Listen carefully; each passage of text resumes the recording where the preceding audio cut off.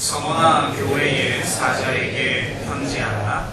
처음이며 마지막이요 죽었다가 살아나신 이가 이르시되 내가 내 환난과 궁핍을 알았거니와 실상은 내가 고요하지 아니라 자칭 유대인이라 하는 자들의 비방도 알거니와 실상은 유대인이 아니요 사탄의 회당이라. 너는 장차 받을 고난을 두려워하지 말라. 올지어다 마귀가 장차 너희 가운데에서 몇 사람을 목에 던져 시험을 받게 하리니 너희가 10일 동안 환난을 받으리라. 내가 죽도록 충성하라. 그리하면 내가 생명의 관을 내게 주리라. 귀 있는 자는 성령이 교회들에게 하시는 말씀을 들을지어다. 이기는 자는 둘째 사망의 해를 받지 아니하리라. 아멘.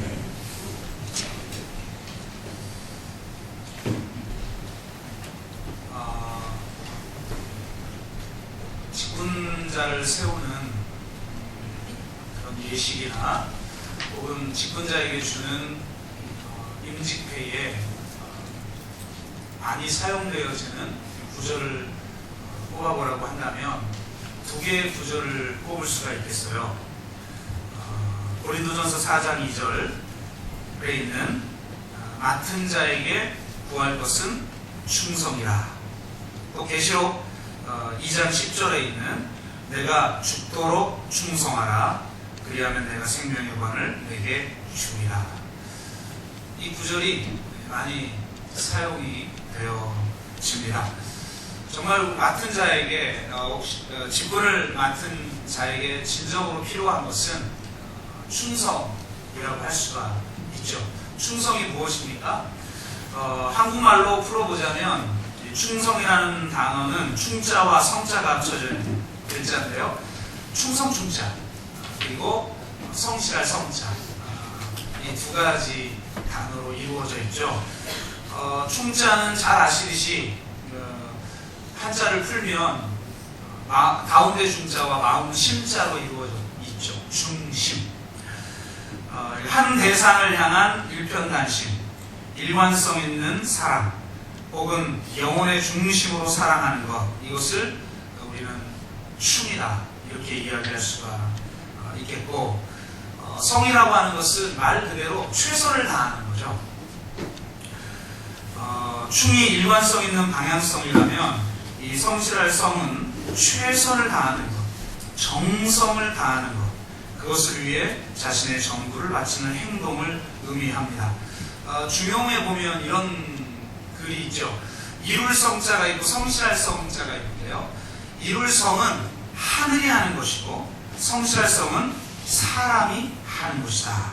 이런 말이 있습니다. 그러니까 충성이라고 하는 것은 어떤 대상을 향해 일관성 있게 최선을 다하는 행동이라고 말할 수가 있겠습니다. 그래서 이 충성이라는 단어가 이 구절들과 함께 우리들에게 자주 메시지로 전해지는데요.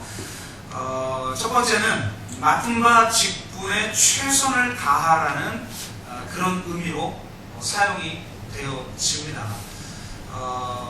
실제로 세계 500대 기업을 조사를 해보니까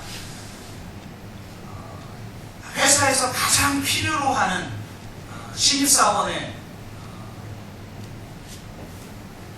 자격이 뭔가 이걸 조사를 해봤어요. 겉으로는 실력 혹은 뭐 창의성 이런 이야기를 하지만 실제 임원들의 이야기를 들어보면 충성이다 이렇게 이야기를 한다고 그래요.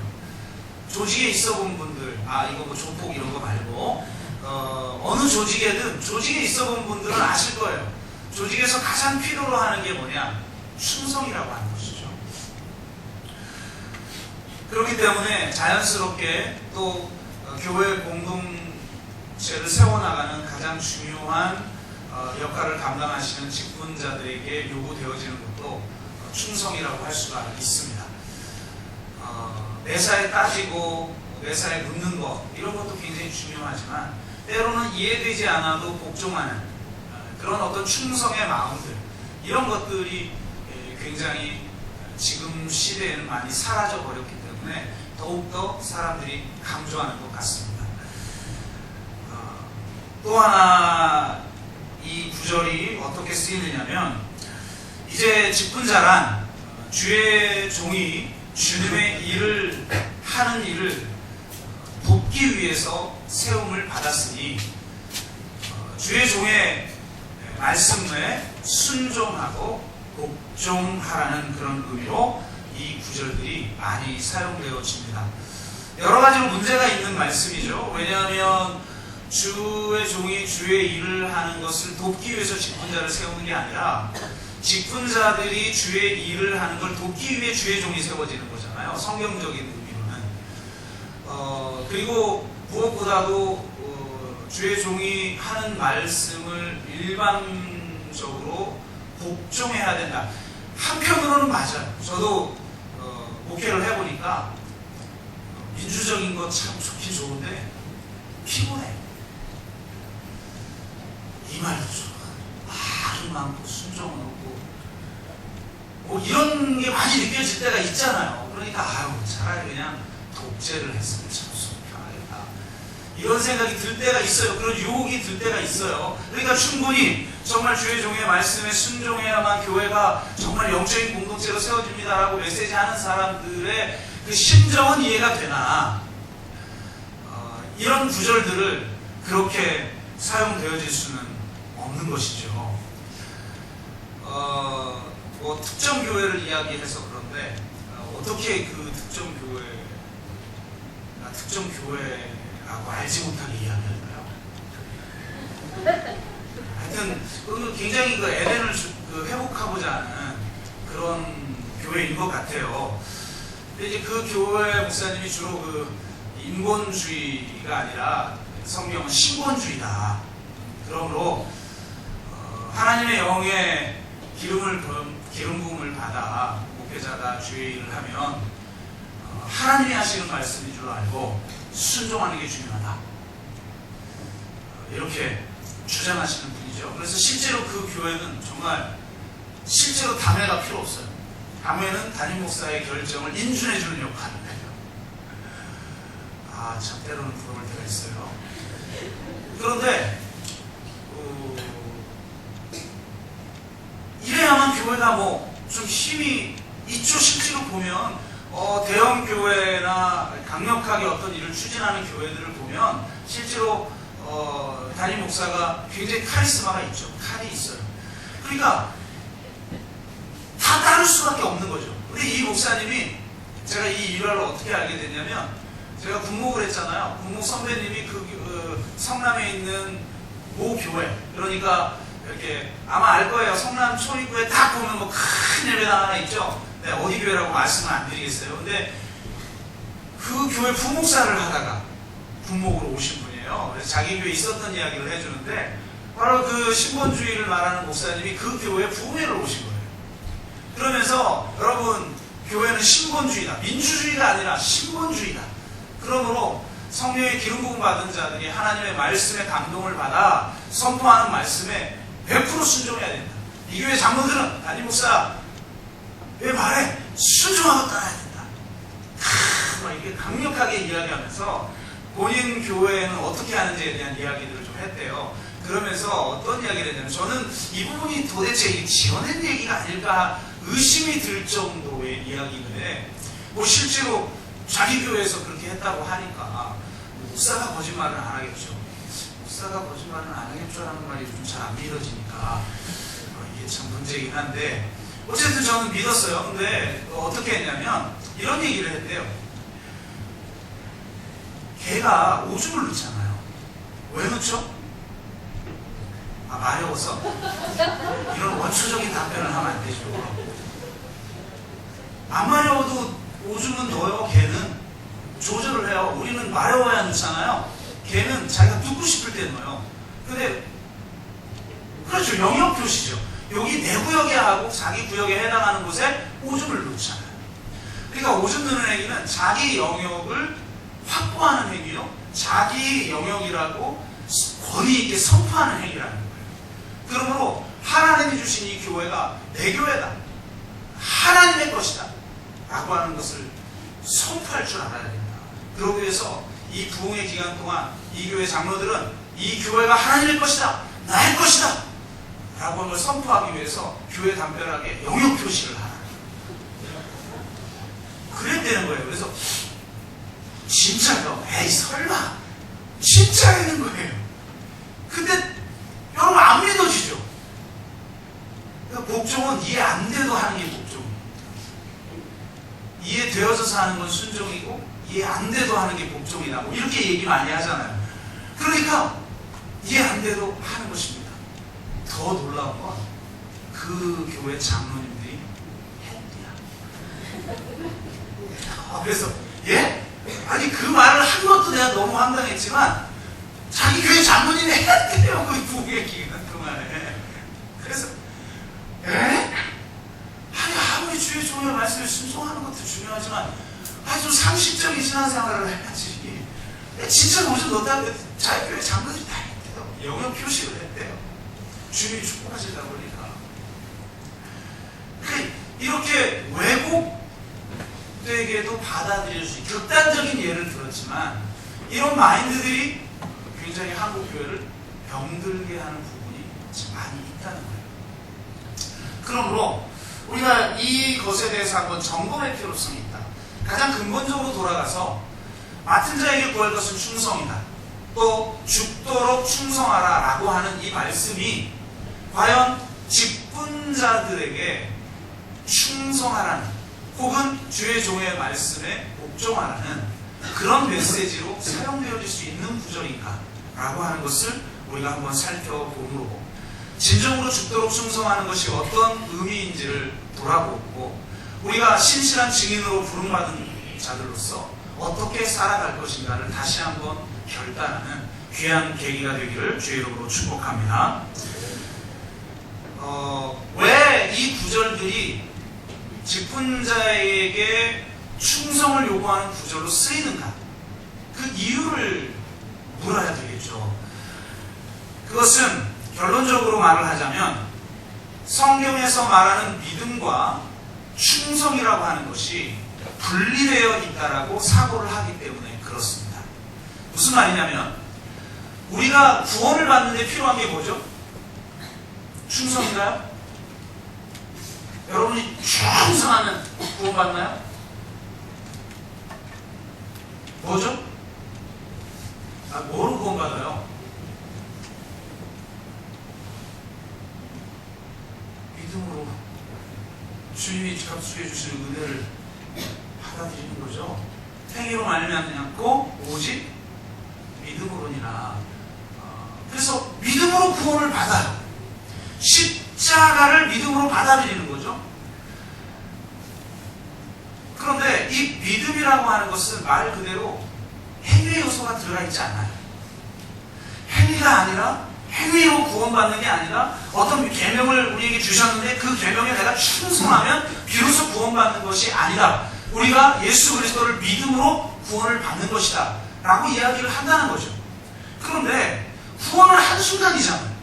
예를 들면 결혼 한순간이죠. 결혼하는 거 얼마나 결혼식 가면 신부 아름답고 멋있고 그러잖아요. 그런데 보세요.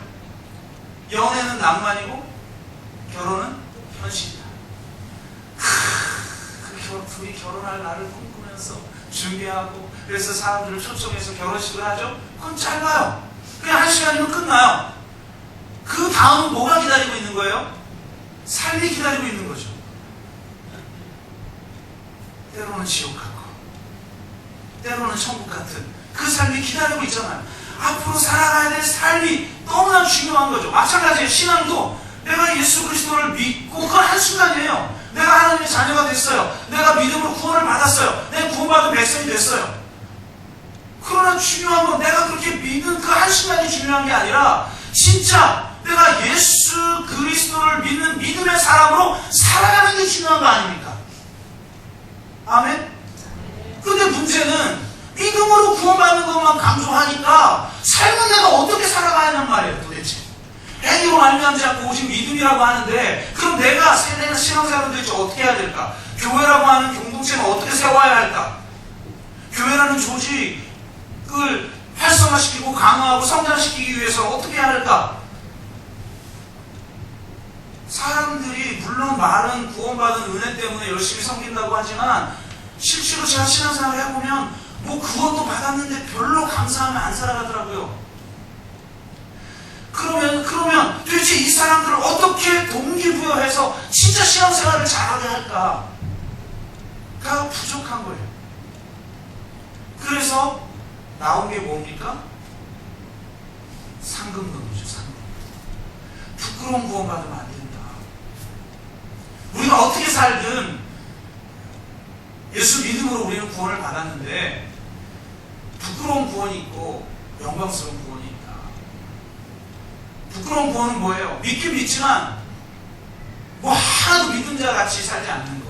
썬데이 크리스찬으로 살아가는 거, 혹은 1년에 한 번 교회 나오는 거, 뭐 이런 식으로 사는 거. 또 영광스러운 구원은 뭐죠? 주님께 영광 돌리기 위해 사명을 감당하고 우리에게 맡은 직분을 온전히 감당하는 거죠. 그래서 남들보다 더 큰 상급을 받기 위해, 더 위대한 상급을 받기 위해 최선을 다해서 봉사해요. 그래서 필요한 게 뭐예요? 충성인 거죠. 그래서 구원받기 위해서는 믿음이 필요하고 우리가 상급을 받기 위해서는 충성이 필요하다. 이렇게 두 가지가 분리되어져 있는 거예요. 그러다 보니까 자연스럽게 죽도록 충성하라, 혹은 맡은 자에게 구할 것은 충성이라라고 하는 것이 우리에게 주어진 직분에 충성하고 최선을 다하는 행위죠. 구원에는 행위가 필요 없지만 우리가 그 상급을 받기 위해서는 우리가 충성해야 한다. 최선을 다해야 된다. 이런 메시지가 선포되어졌다는 거예요. 그러다 보니까 자연스럽게 충성에 해당하는 것을 직분자들에게 사용되어졌다는 거죠. 그런데 과연 성경이 그렇게 말하고 있는가라는 거예요. 성경이 과연 믿음과 충성을 분리하고 있는가? 그런 거예요. 이걸 분리시켜서 한국교회는 이 믿음을 막 그냥 지나치게 강조하다 보니까 심지어는 성경의 번역도 원어에는 있지도 않은 구절을 막 집어넣어서 강조를 해요. 이런 겁니다. 제가 하나 읽어드릴게요. 로마서 1장 17절. 복음에는 하나님의 의가 나타나서 믿음으로 믿음에 이르게 하나니 기록된 바 오직 의인은 믿음으로 말미암아 살리라 함과 같으니라. 이 구절 중에 성경의 원래 원어에는 없는데 한국말로 추가한 게 뭐가 있을까요? 요 하나만 가지고 잘 모르겠죠. 로마서 좋아하니까 로마서만 말씀드릴게요. 로마서 3장 27절. 그런즉 자랑할 때가 어디냐? 있을 수가 없느니라. 무슨 법으로냐 행위로냐? 아니라 오직 믿음의 법으로니라. 어떤 단어일 것 같아요? 네? 일부 예배가 좀 더 똑똑한 것 같은데요. 일부 예배는 거의 그 90% 이상이 오직 딱 대답을 하더라고요. 역시 오랫동안 이 찍는 데 익숙했던 실력이 있더라고요. 오직이죠. 로마서 4장 13절. 아브라함이나 그 후손에게 세상의 상속자가 되리라고 하신 언약은 율법으로 말미암는 것이 아니요 오직 믿음의 의로 말미암는 것이니라. 이렇게 번역을 해버렸다는 거예요. 근데 성경 원어에는 오직이 없어요. 그런 단어가 있지도 않은데 워낙 믿음으로 구원을 받는다는 걸 강조하려다 보니까, 행위가 아니라 믿음이다라는 걸 강조하려다 보니까 오직이라는 단어를 끼워 넣어버렸다라는 거예요. 그러니까 이게 바로 믿음과 충성이라는 걸 분리시키는 사고방식이죠. 믿음과 행위를 분리시키는 사고방식이죠. 그런데 성경은 믿음이라는 단어나 충성이라는 단어가 같은 의미로 사용되어지고 있어요. 헬라어로, 그러니까 신약 성경이 헬라어로 쓰였잖아요. 헬라어로 믿음이 피스티스예요. 충성은 피스토스예요. 똑같은 어근에서 나온 단어죠. 자, 히브리어를 봅시다. 믿음에 해당하는, 피스티스에 해당하는 헬라어가 뭐죠? 이건 제가 아주 설교 때 자주 했는데, 몰라도 돼요. 제가 지금 가르쳐드리면 되니까. 에무나라고 하는 단어예요. 이건 여러분 보세요. 단지 믿는다는 게 아니에요.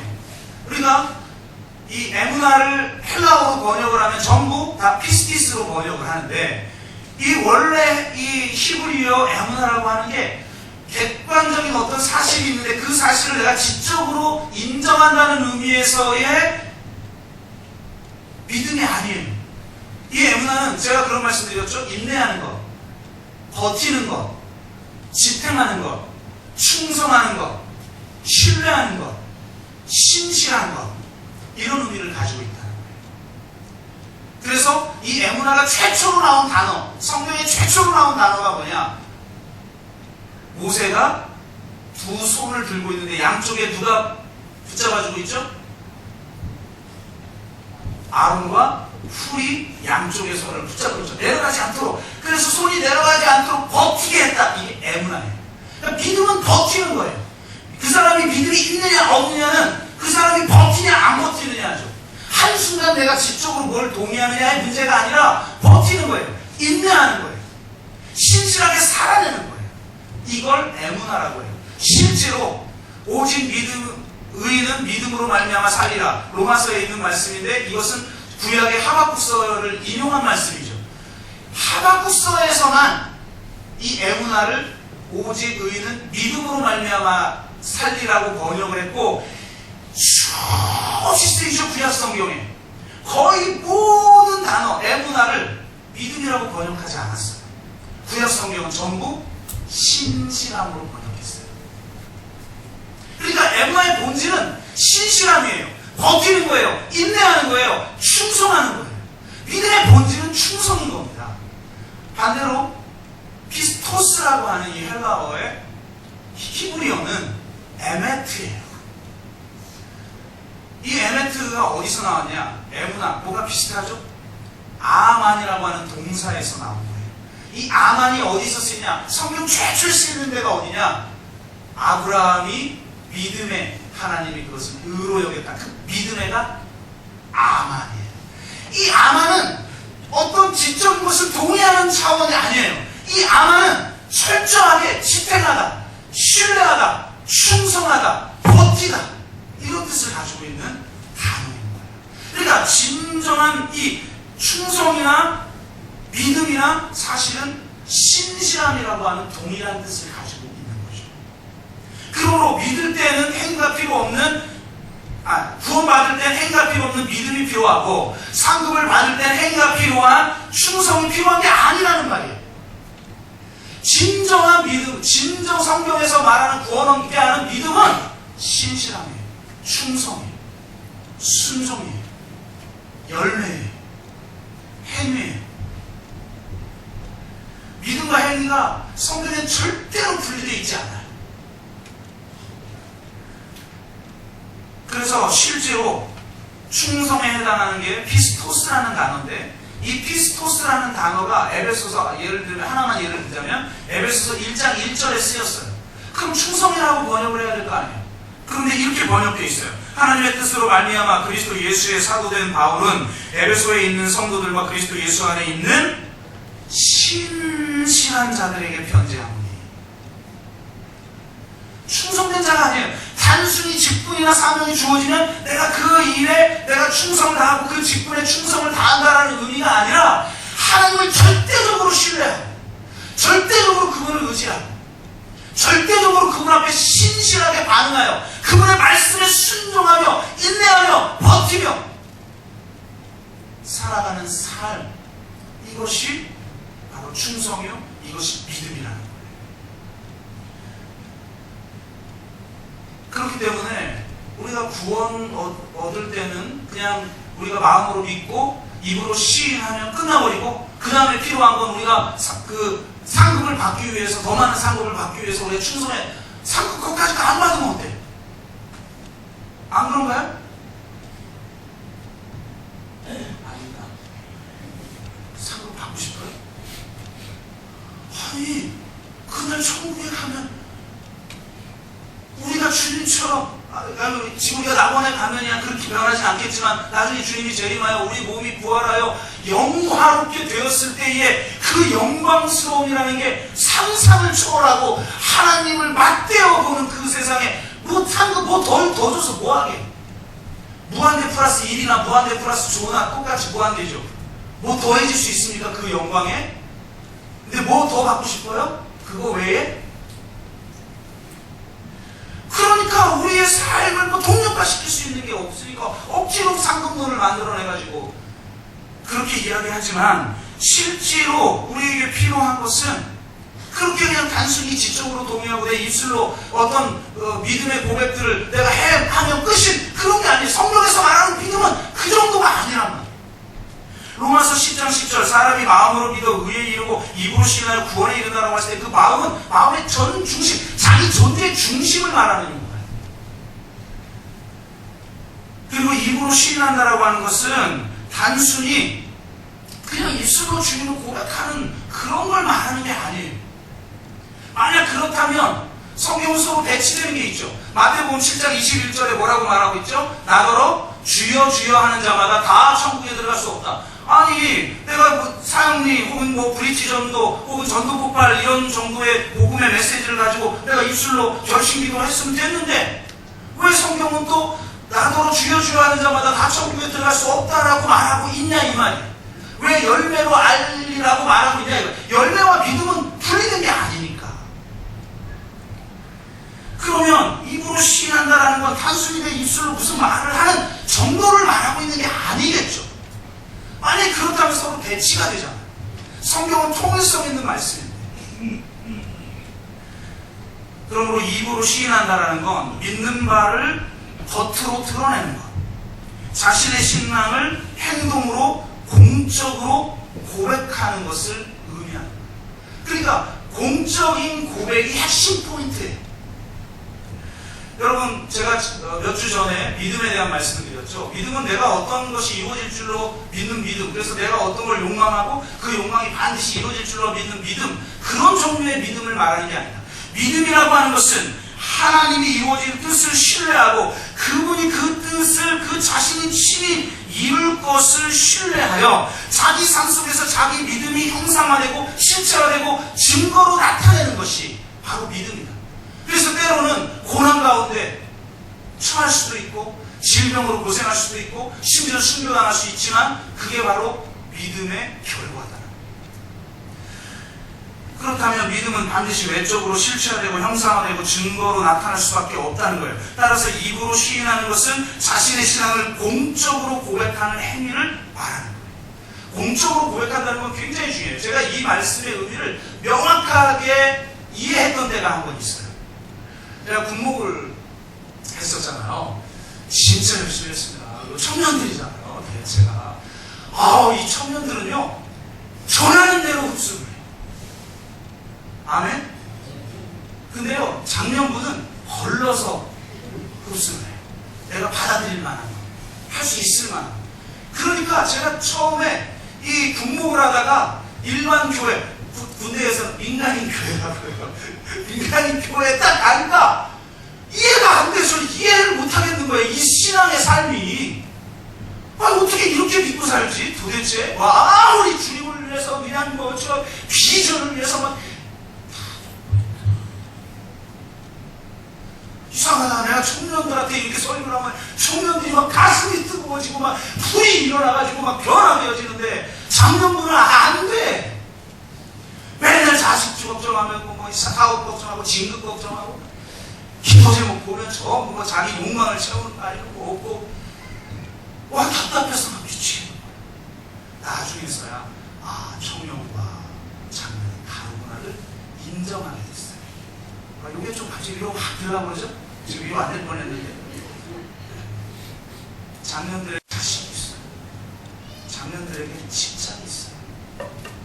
내 자식을 위해 자존심 상해가며 상사가 재떨이 집어 던지는데도 꼭 참고 직장을 가는 어머니 아버지들이 교회 나오는 거죠.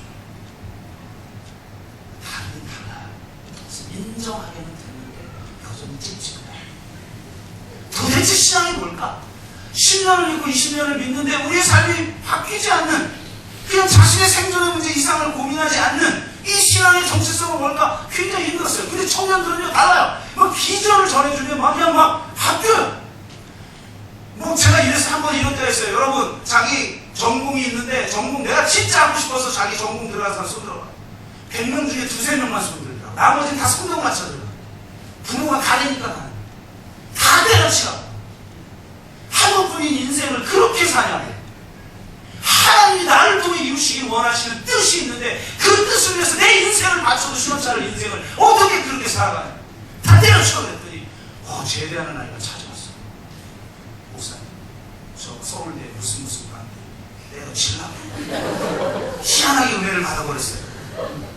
그러니까 청년들은 던져주면 막 그냥 모험을 해요. 그게 진짜 배기 신앙인데 장면들은 좀 달라요. 근데 여하튼 그러니까 애들이 막 제가 군목으로 갔을 때 이게 주일 출석 숫자가 2배로 늘어나고 있어요.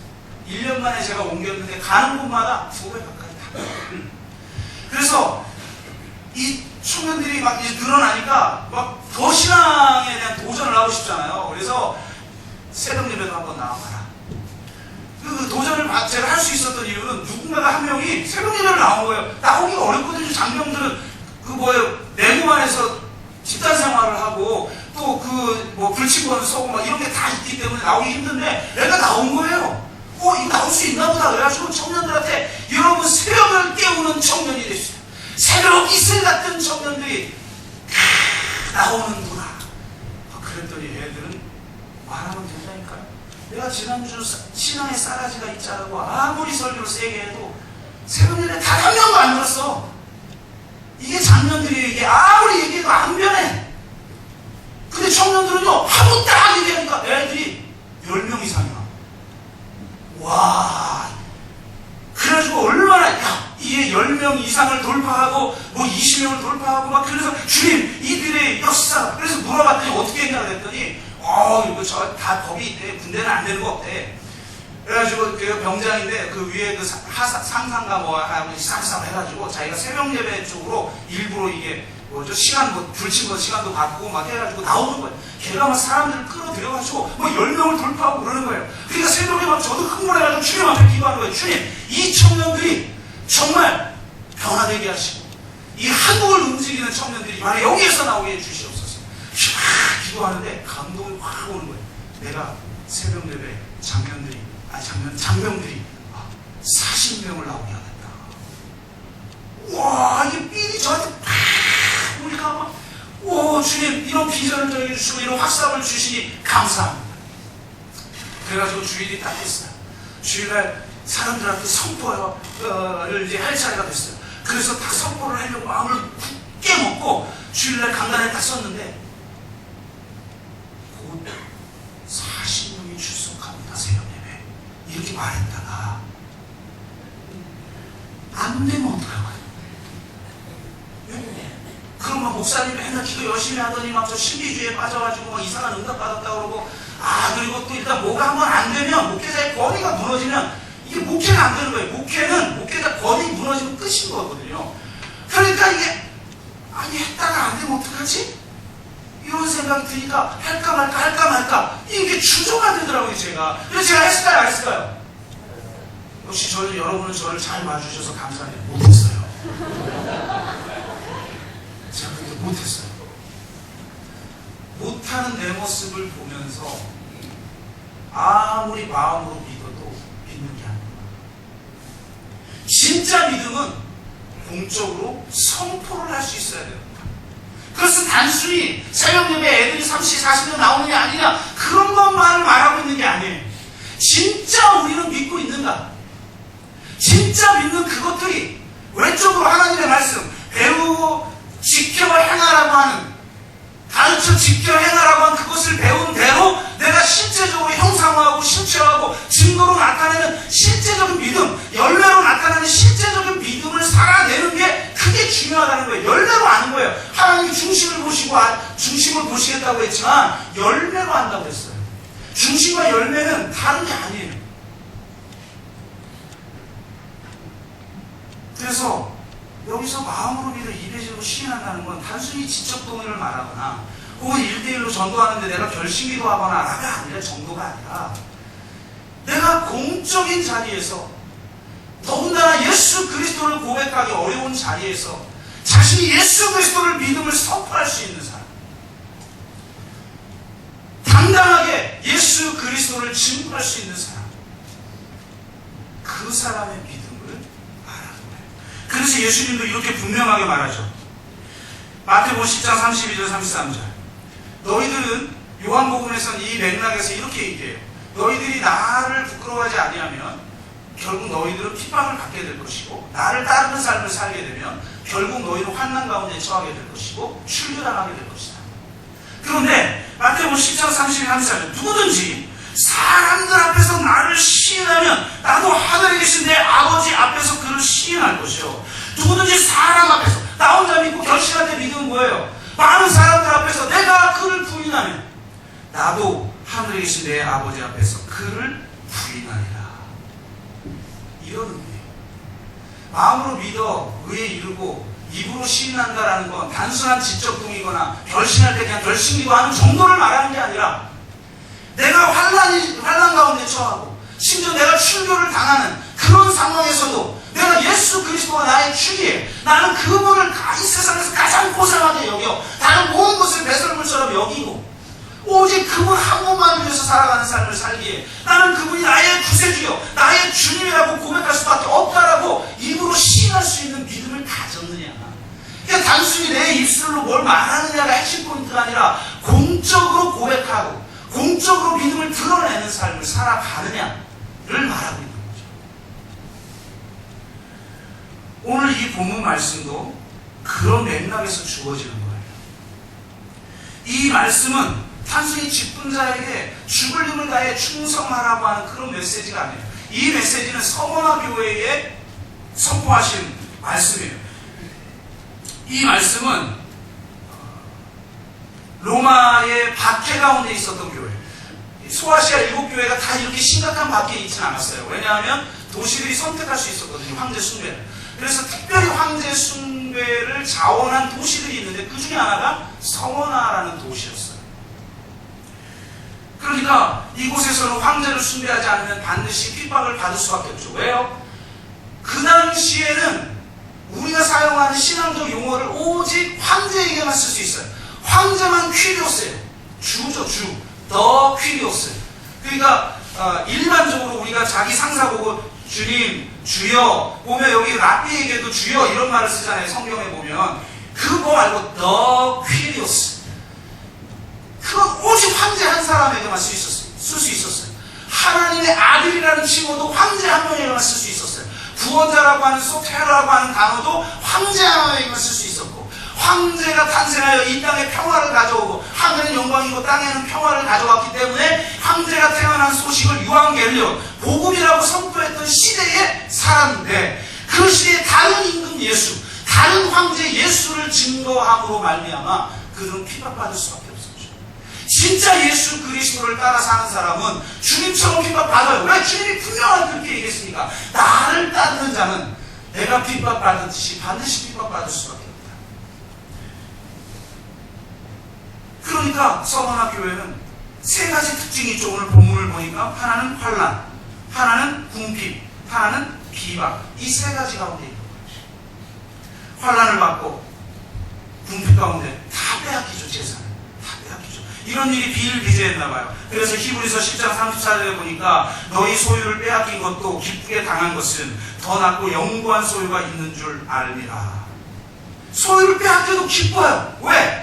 영구한 소유가 있음을, 그 누구도 빼앗을 수 없는 영구한 소유가 있음을 고백하며 사는 사람들이 그리스도인이.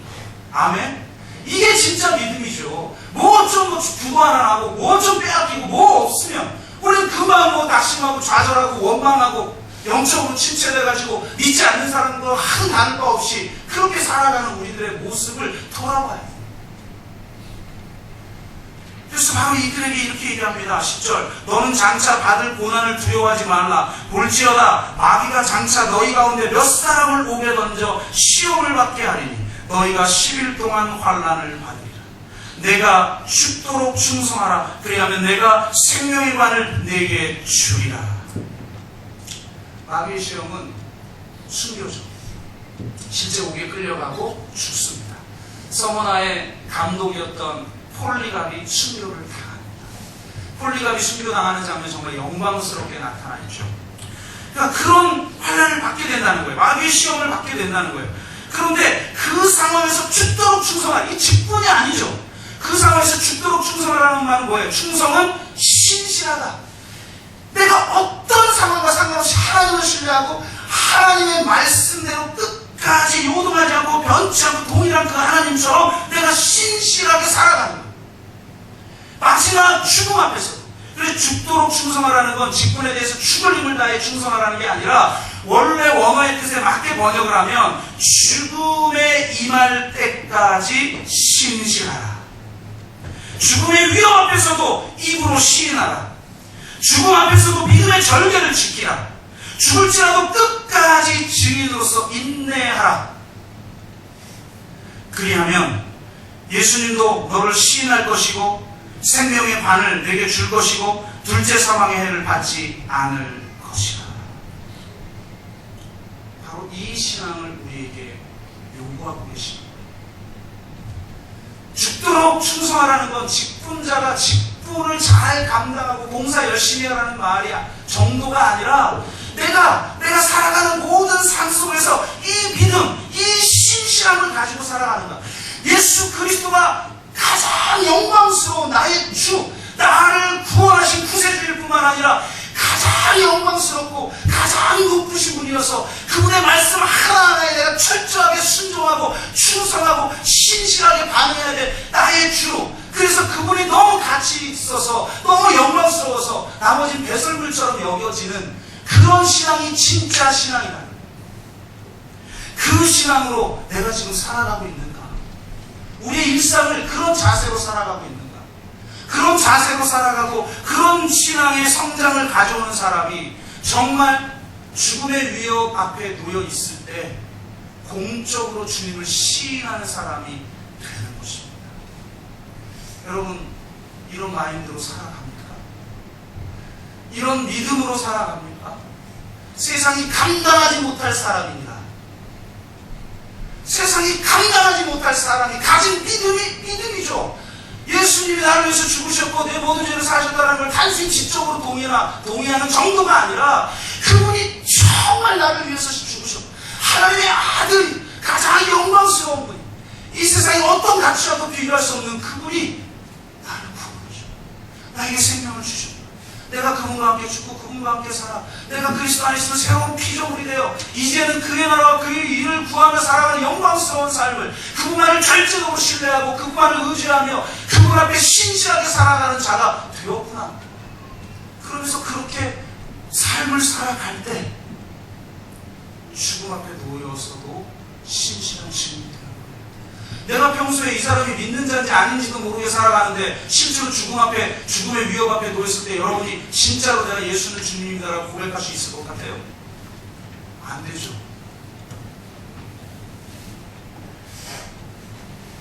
주님은 성원한 교회에 사단이 너희를 시험하게 될 거야. 죽게 될 거야. 그때도 신실해라.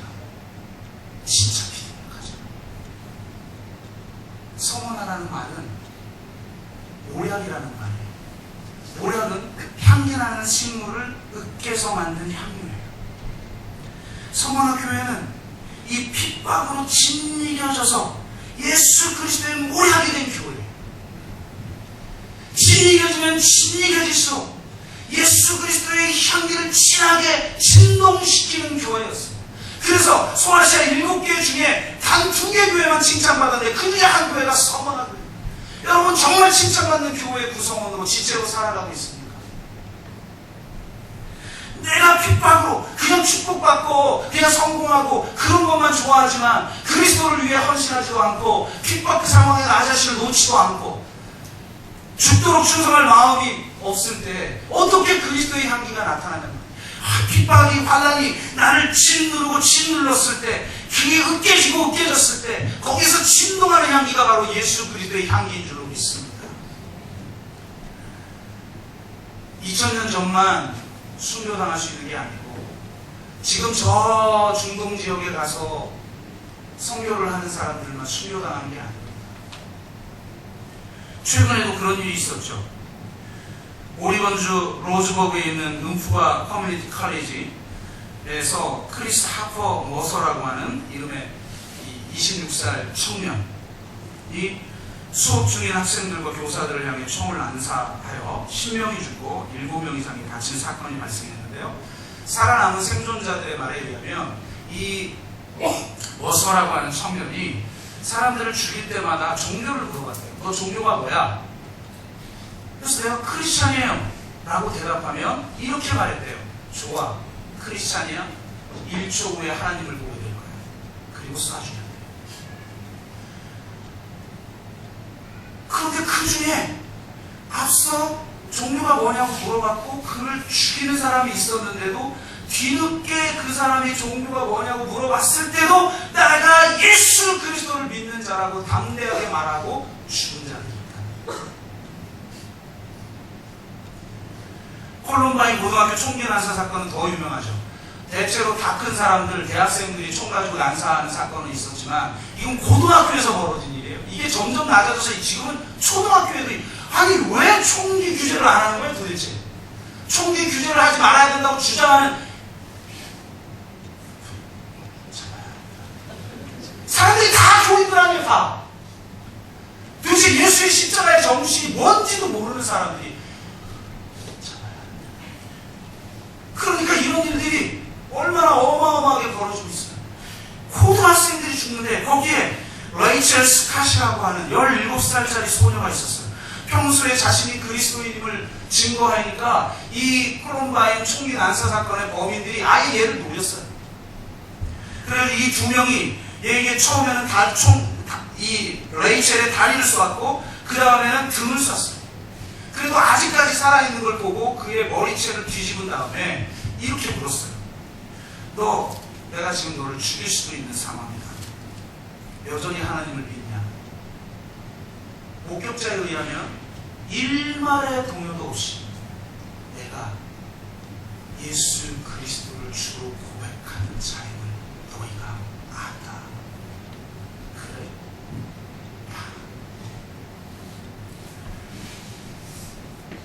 여러분, 죽도록 충성하라는 단순히 교회 열심히 봉사하는 정도가 아니에요. 진짜 죽음에 이를 때까지 신실할 수 있느냐? 죽음에 이를 때까지 신실하려면 지금 내가 여기서 살아가는 나의 삶이 진짜 믿음의 실체를 보여주는 삶인가? 신실한 증인으로 살아가 증거를 보여주는 삶인가? 사람들에게 예수 그리스도의 향기를 바라는 사람인가? 하나님 나라가 무엇인지를 실제적으로 보여주는가? 기독교인이 더 탐욕스럽고 기독교인이 자기만 알고 기독교인이 자기 가족만을 위해서 살아가고 오직 생존을 위해서 살아가는 그런 삶을 살면서 우리가 어떻게 신실한 증인으로서 살아가냔 말이에요. 지금 여기에서 신실한 증인이 되십시오. 그러다가 혹 내가 상상도 할 수 없는 장소에서 누군가 나에게 총을 겨룰 때 나의 주 예수 그리스도 그분이 나의 주이십니다.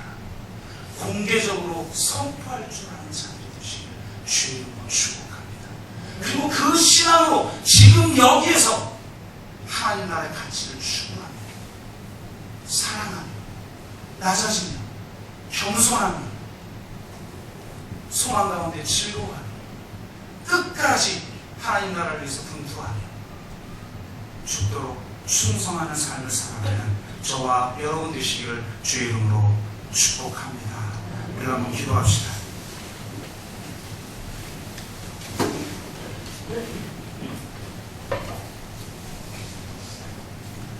나는 예수 믿는 사람인가?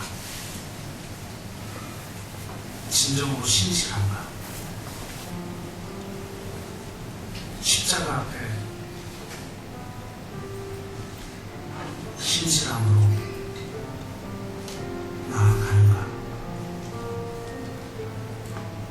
나의 일상적 삶 속에서 보지 못하는 것들이 바라는 것들이 형상화되고 실체화되고 증거가 되고 열매로 드러나고 있는가?